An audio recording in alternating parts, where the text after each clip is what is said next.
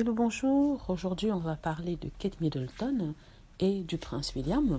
Aujourd'hui, dans certains journaux, on nous apprend que Kate Middleton serait fatiguée de tous les engagements qu'elle a faits depuis le départ de Meghan Markle et du prince Harry. Donc on sait qu'il y a eu le coronavirus et que malheureusement personne ne pouvait sortir et du coup tous les engagements royaux quand c'était possible ont été faits par vidéoconférence. Donc Kate Middleton et le prince Harry en ont fait beaucoup et on nous apprend que depuis, Kate Middleton serait éreintée, elle serait fatiguée, elle ne verrait pas beaucoup ses enfants à cause de ça. Donc c'est ce qu'on nous explique.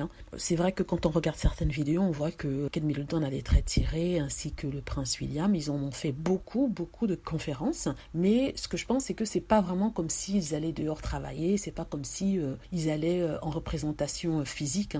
Eux, les conférences, ils les font de chez eux. Donc je vois pas comment elle pourrait être fatiguée en s'asseyant juste devant une caméra en disant bonjour. C'est vrai que c'est pas idéal de pouvoir faire ça quand on a des enfants à la maison, même si ces enfants en même temps sont avec la nounou ou avec les employés de maison. C'est vrai que ça peut être fatigant de faire des conférences en longueur de journée. Donc en même temps, on nous a toujours expliqué, surtout ceux qui n'aiment pas Meghan Markle, nous ont toujours dit que Meghan Markle ne faisait rien, elle ne bougeait pas, le prince Harry ne faisait pas autant de représentation que ça. Et finalement, je me demande si c'est le cas, pourquoi est-ce que Catherine et le prince William seraient aussi fatigués alors si le prince Harry et Meghan Markle n'en faisaient pas autant que ça.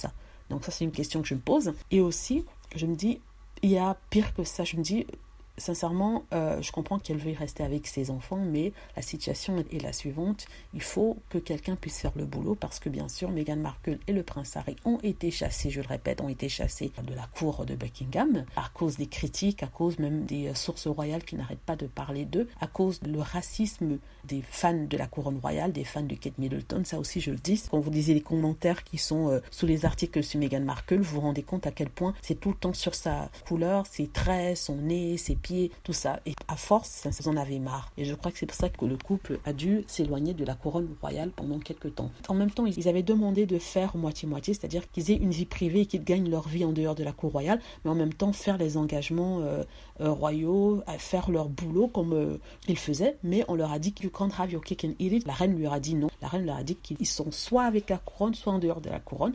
Ils ont choisi d'aller faire leur vie. Maintenant, on leur en veut et on accuse le prince Harry et Meghan Markle d'être égoïstes et d'avoir laissé la couronne, alors que c'est les Anglais eux-mêmes qui demandaient à ce que Meghan Markle ne soit plus la représentante de la couronne royale. Ça n'a pas de sens. On dit au prince Harry et Meghan Markle qu'ils ne peuvent pas avoir tout. On leur dit qu'ils ne peuvent pas avoir moitié-moitié, qu'ils doivent choisir. Et maintenant qu'ils font un choix, on les accuse d'être égoïstes, d'avoir abandonné la couronne. Donc il faudrait savoir. Voilà, c'est ce que je voulais dire par rapport à ça. N'hésitez pas à cliquer sur like si vous avez aimé. Laissez des commentaires aussi et vous abonner pour plus de vidéos. N'hésitez pas aussi, s'il vous plaît, à cliquer sur la petite cloche afin d'être averti lorsque je poste une nouvelle vidéo. Merci.